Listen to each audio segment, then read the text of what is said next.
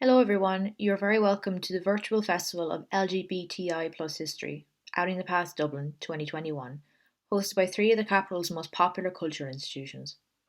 The National Museum of Ireland, Decorative Art and History, the National Gallery of Ireland and Kilmainham Jail Museum are delighted to present Outing the Past Dublin 2021, which runs from the 22nd to the 28th of March 2021. The festival aims to bring LGBTI plus history to a wider audience in an exciting, inspiring, and thought provoking programme of events. As part of the festival programme, I would like to introduce Sara R Phillips. Sara R Phillips is the founder of the Irish Trans Archive. Sara currently serves as chair of the board of directors of Ireland's national trans organisation, Transgender Equality Network Ireland. As an activist in trans rights for over 25 years, Sara has been collecting and sharing Irish trans history spanning the past 300 years through exhibitions and talks. As part of the festival, Sara will examine the part clothing has played for the trans community over the past 200 years, through her own personal story and an exploration of the Irish Trans Archive. Good afternoon, everybody. My name is Sara Phillips. I am the founder, researcher and archivist for the Irish Trans Archive. Today, I want to talk to you about what we wear or what we wear, the trans community's relationship with clothes. In Gender Trouble, Feminism and the Subversion of Identity, Judith Butler writes, "The body is only known through its gendered appearance." So, is gendered appearance and the body known primarily through its clothes? In her paper, Theatricality of the Closet, Clothing Controversy in Victorian Britain and Meiji Japan, Michelle Lou Carriger argues, clothes are the things that render the body legible, and that domesticate an infinite variety of bodies into one of two categories, female and male. In Judith Butler's construction, gender is an identity instituted through a stylized repetition of acts, a repetitive performance that also conceals its own origin in performance by nurturing an illusion of an abiding gendered self, from whence the appearance of gender appears to emanate. So what does this all mean to us? Today I want to talk to you about the relationship the trans community have with clothes, and the historical context and the lens with which societal norms views the trans community through what we wear. Looking through the Irish Trans Archive, examining others' exploration of these relationships, and considering my own experience with the expression of my gender identity, I have come to realise that the complexity of our correlation between our identities and our clothing, and how we may present to the outside world, is critical. This cannot be separated from the expectation of society at the time of consideration. Sonia Tiernan cites Michael Dillon, a trans man, in her chapter, "It Should Not Be Easy to Construct a Man, A History of Female-to-Male Transsexuality" in the journal Urania, as saying, "Transsexuals have the most difficult life of all, for they cannot conceal forms from curious eyes. These peculiarities are forever forced upon them by the thoughtless persons who gaze after them and loudly voice the question, is that a man or a girl?" For me, this sentence would emanate throughout my whole life, through my whole transition. For Michael Dillon, it does not seem to have been so difficult. Clothes, in fact, did make the man until his story was revealed in the newspapers in the early 1950s. But that's another story for another day. In 1870, the Bow Street Magistrates Court heard the scandalous case of Bolton and Park, otherwise known as Fanny and Stella. During their incarceration and trial, they were subjected to invasive medical examinations, and as a result have felony accusations of solicitation to commit sodomy added to the original misdemeanor charge of imitating women. Men came forward, including one who claims to have been tricked about their gender and admits to trying to publicly expose them. The police find letters in which the defendants refer to themselves as female pronouns and to each other as sisters. There is evidence that one may have considered herself as married to a man, The mother of one of the defendants asserts that she has presented as female since the age of 6. She and the other defendant's father had each bought dresses for their children, who identify themselves professionally as actresses. One major newspaper uses feminine pronouns throughout its trial coverage. Medical experts for the defense dispute the prosecution claim of physical evidence of sodomy, and in less than an hour, the jury finds them innocent of the felony counts and guilty only of the original misdemeanor.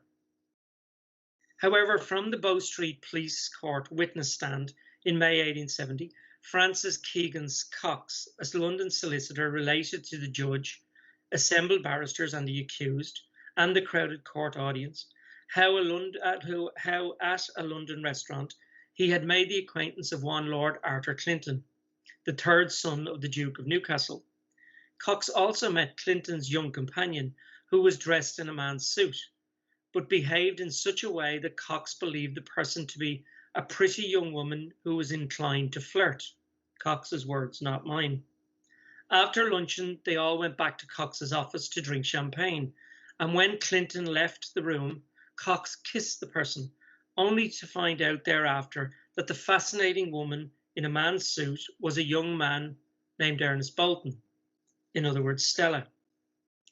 Relating this scene in his testimony to the packed courtroom, Cox declared to the room, "I kissed him, she, it," believing at the time it was a woman.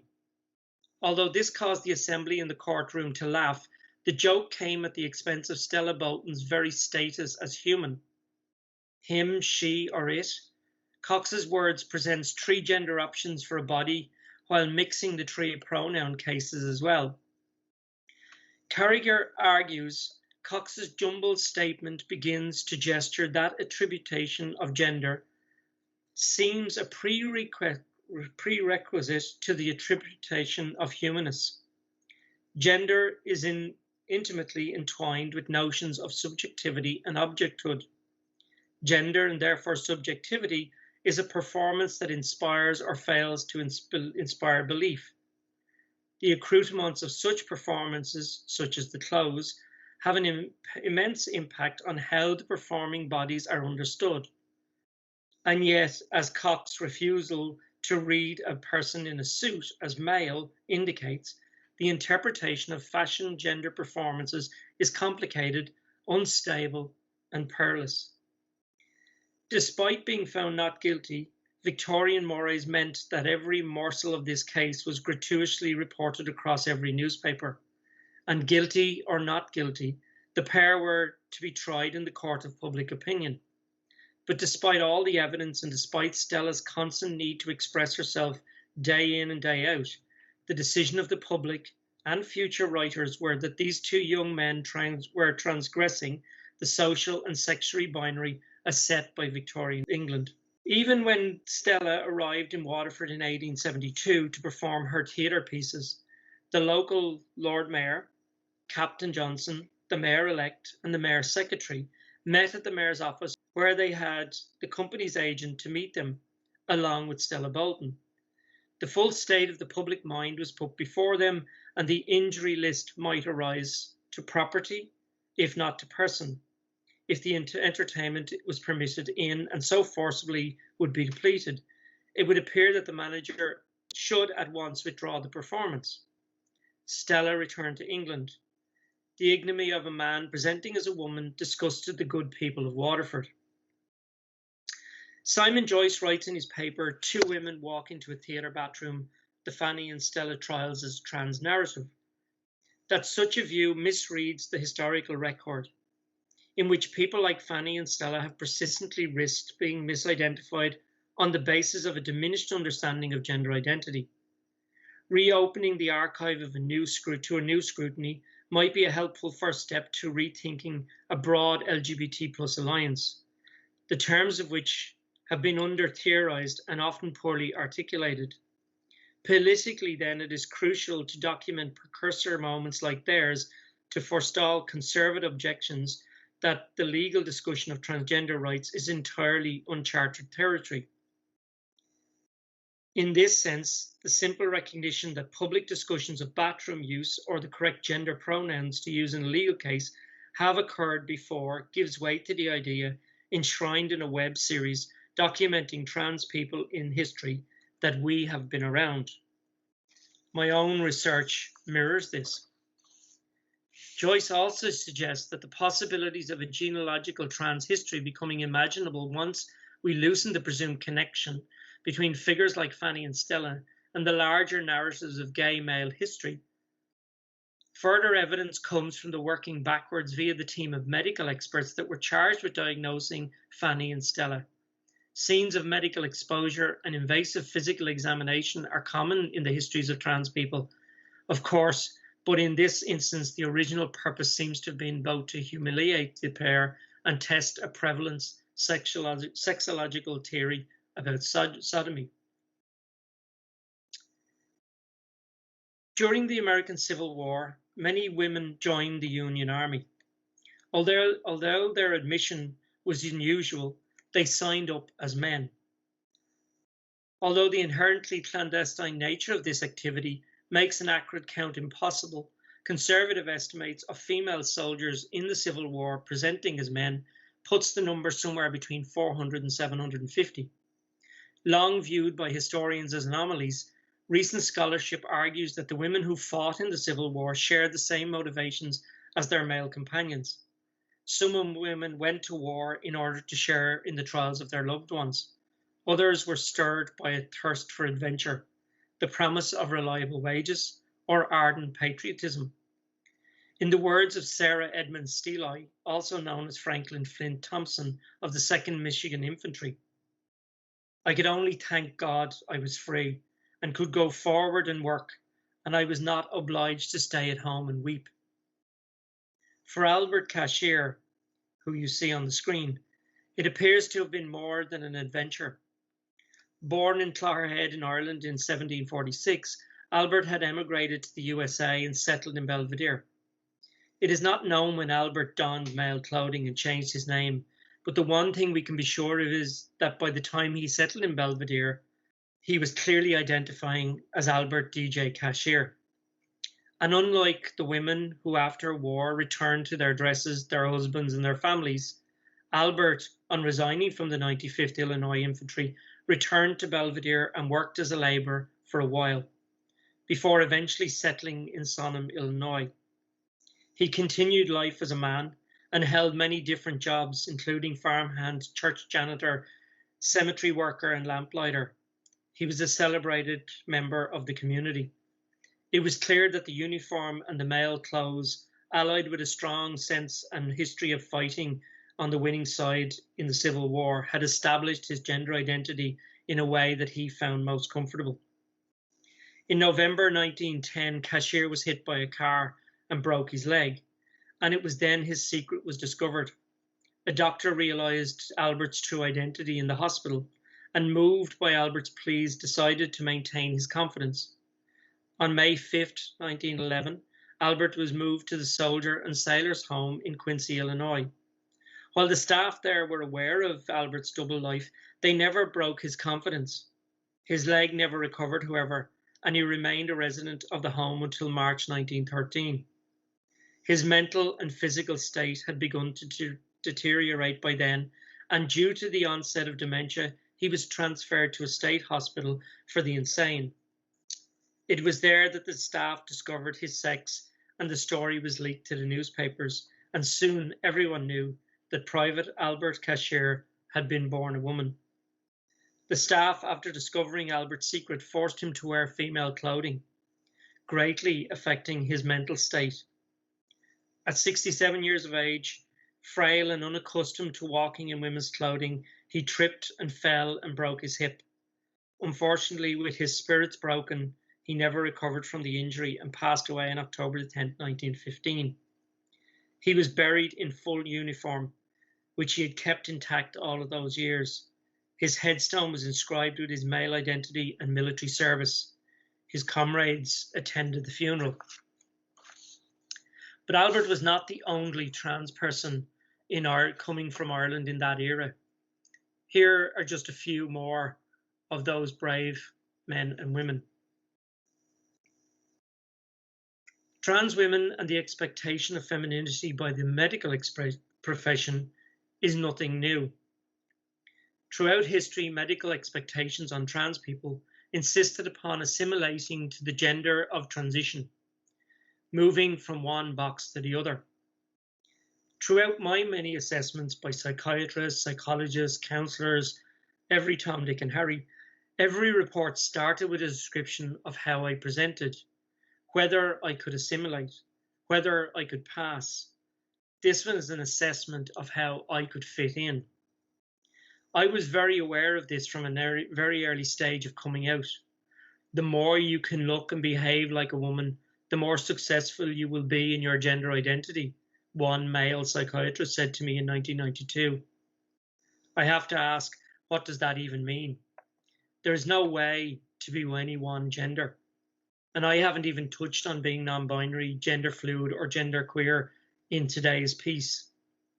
During another assessment in 1997, I was given this booklet to consider as my guide to my assimilation, to be the perfect woman. Jesus, even now I wonder, what were they thinking? And the next stage was the so-called real life test, a 2-year test imposed upon each of us to live and work and traverse life in your true gender identity. A difficult time. Many trans people would choose to live in stealth, and many still do, hiding their gender identity for safety reasons, hoping never to be discovered.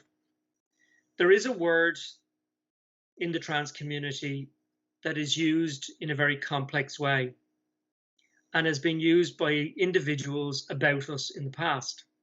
Most trans people hate the word passing, but in reality, it was a critical part of coming out for me.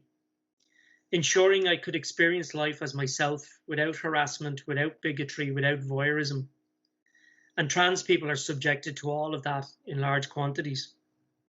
If you blended in, no one noticed you. If you dressed like every other woman of the time, clothes were a tool of safety. And yet I was not being truly myself. Back in 1999, I downloaded a message on the notice board from a young Irish trans girl called Anya Tracy. I didn't know how long the message was there, but at the time Anya said she was 18. The overall message intrigued me, and I set out to write my own thoughts on the subject.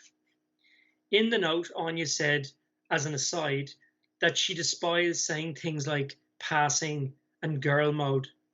I'm not entirely sure why, but I think that regardless of how I appear, I'm always going to be me. The term passing or girl mode makes me feel like I should be donning some fake stereotypical idea of a feminine personality. I regard myself as female when you boil me down. I'm not going to put on any extra femininity just to keep someone else happy. This had made me reevaluate my own feelings. This had been how I had always felt about myself. While I do enjoy putting on some of those stereotypical feminine accessories, I had struggled with the fact of having to.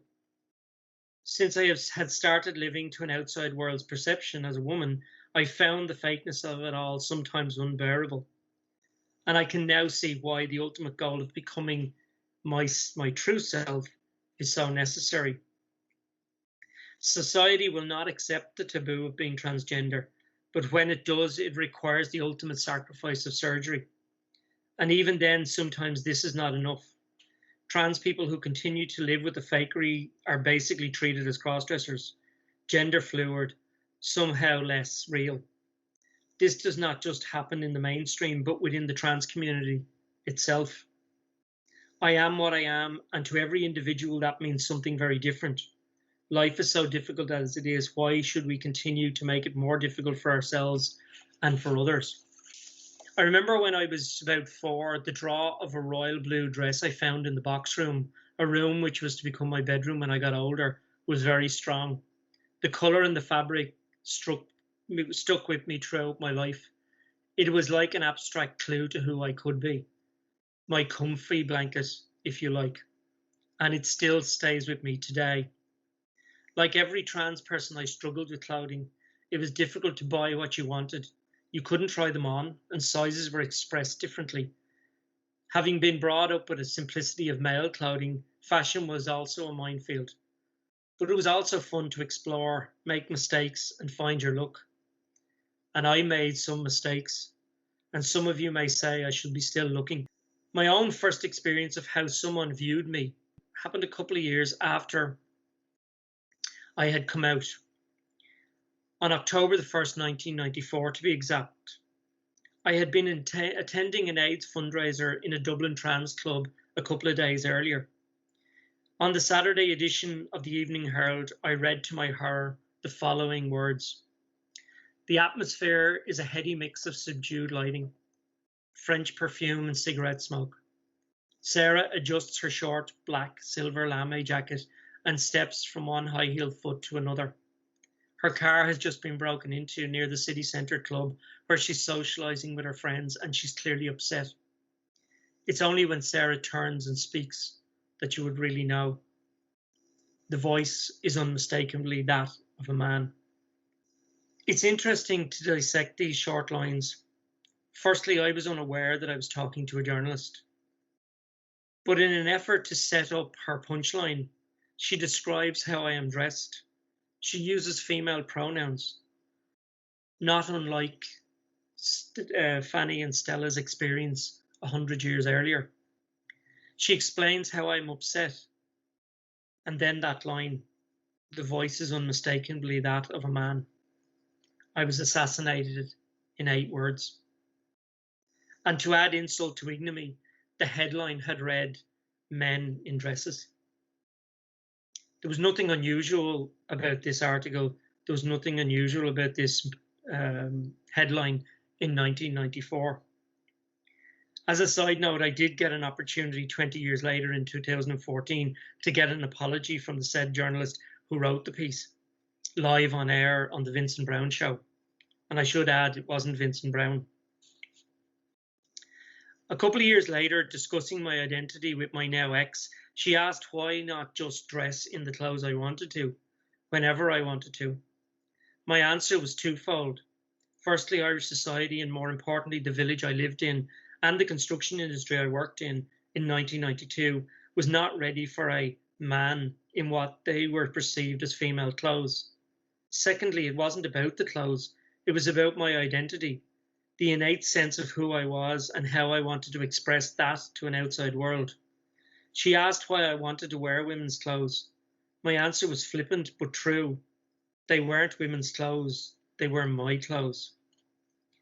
But these clothes were also a safety net. I chose a fashion style that I knew others would not recognise my trans identity through, hoping to blend in and traverse life without attention. I knew attention brought voyeurism, bigotry, harassment, possibility of violence, and safety was the key. Current discourse from those who would oppose trans identities in social media and in the mainstream media uses an unusual phrase in woman is not a costume. The curious among you may ask why I mention this, but for any trans person it's very clear. Clothes do not make the man or the woman, as the case may be. Gender identity is more than expression. And of course, woman is not a costume. We all know that. However, what clothes do is to express to an outside world how we identify and how they identify the binary gender. But they can also make you very visible. As Alexandra Day puts in her piece for RTE in 2014 on how to shop for clothes as a transgender person, when first coming out, shopping and fashion can be one of the more daunting areas for transgender and non-binary people. When looking for clothes and trying to find your size, your style, your experience can be made more difficult and even ruined by something as simple as a sales assistant trying to hide a smirk as they help you. People whispering, laughing, or pointing at you. Trans people's experience include being followed around the shop, making it impossible to buy anything. Imagine a young trans woman shopping for underwear for the first time. The number who have told me of stories being hounded out of the department store, or being laughed at, or being mispronounced, or being called names is a long list. It can be a very nerve-wracking experience. So it's no surprise that many of us bring friends or family members to support when trying to search for clothing for the first time, because a bad experience could put you back many, many years. One positive story I must relay was a number of years ago when I joined a young trans woman to buy her first dress in a Dublin department store. She brought along her trans boyfriend. As we walked around the shop, we looked for all the types of dresses that she felt she would be comfortable with and she liked. But as we approached the dressing room, we were stopped by an elderly lady who worked for the department store and was told that the young man could not enter the ladies' dressing room. But as I explained that the dresses were for her and that the young lady was trans, the elderly lady stepped back and gladly let us in. It was a very positive moment for my young friend and gave me a warm heart that Dublin was changing. It's not all negative, of course. Shopping for new clothes can act as a form of validation after navigating the tough road of coming out to our loved ones in the first place, or offered comfort through self-expression if that milestone still awaits us. Public spaces can have both positive and negative connotations for the trans community, and nowhere is more obvious than in the clothing stores. As I became more confident, I did not care anymore. My style was mine, my story was mine. The key was being true to myself, being true to yourself, and not pretending to be somebody you are not, nor idealized version of some prehistoric gender identity as formed with the feminine deportment book I had been given many years ago. Clothes have always been important for our self-expression. In the case of the trans and non-binary community, they are a means to show the world how we want to be seen, whether we are at the start of our transition or simply communicate the real version of ourselves to the world. The takeaway from today is there is no one way to be male or female, or whatever gender you identify with. Wear what you want, be yourself, you'll be happier. And as Oscar Wilde said, be yourself, everyone else is taken. Oh, and just as an aside, I did get that royal blue dress eventually. Thank you for joining me today.